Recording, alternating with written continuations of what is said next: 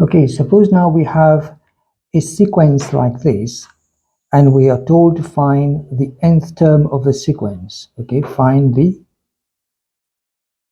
nth term of this sequence. First thing we do, so let's go to find a solution. We're just going to have to write down the sequence as given over here, and then find the common difference between these numbers. I mean, it may be a common difference or it may not be a common difference. So 19 minus 6, we're going to get 13. And then the difference between these two is going to be 19. 38 minus 19 is 19. 63 minus 38 is 25. 94 minus 63 is 31. And then again, now, as we can see, there's no common difference. I mean, this is not a constant sequence. What I mean by this is the numbers are different. They're distinct from each other. So we're going to try and find the difference between each of these two numbers.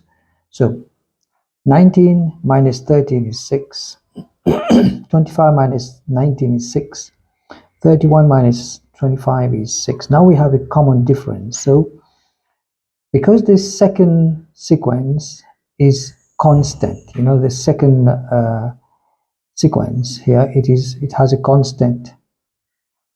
It's a constant sequence. Therefore, we're dealing with a quadratic sequence. It's not a linear sequence, a quadratic sequence.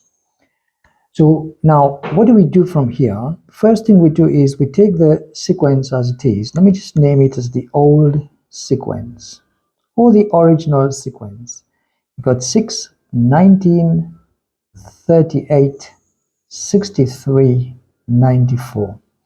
Because the second sequence here is constant, we're going to take this. Now remember, our quadratic sequence is basically an squared plus bn plus c. The answer would be in that form. Now to be able to find the value of a over here, which is the coefficient of n squared, we take the 6 here, and then you divide by 2, so this could make it 3. So now the quadratic sequence is 3 times n squared. So we have 3n squared. Now we have a new sequence here, and we're going to try and substitute values into this sequence. Now, for example, 3 times 1 to the square is actually 3. 3 times 2 to the square is 4, because remember the sequence n takes the values 1, 2, 3, 4, and so on. Like over here, you can see 1, 2, 3, 4, 5, and so on. So then 3 times 3 to the square is going to be equal to, 3 times 2, 2 to the square is 4, 4 times 3 is 12. So we got 12. And then for this one, it is 3 times 3 to the square, which is 27.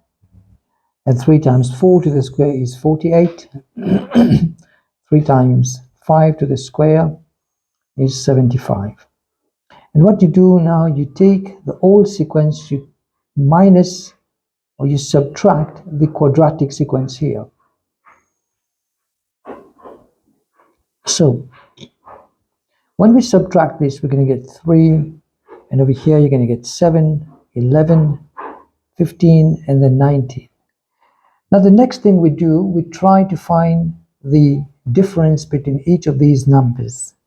And if we do that, we get 7 minus 3 is 4, 11 minus 7 is 4, 15 minus 11 is 4, 19 minus 15 is 4.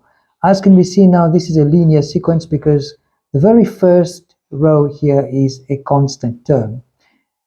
Whereas if the second row is a constant term, we're dealing with a quadratic sequence, but here we're dealing with a linear sequence now. It's a linear sequence. And for a linear sequence, you can go further, but what I basically do is take this 4 here and you multiply by n. So this is going to be equal to 4n. Right, and then what you also do, you take the 3 minus 4. So plus 3 minus 4. So this comes up to 4n minus 1. So now what we have is 3n squared, and then 4n minus 1. So 3n squared plus 4n minus 1.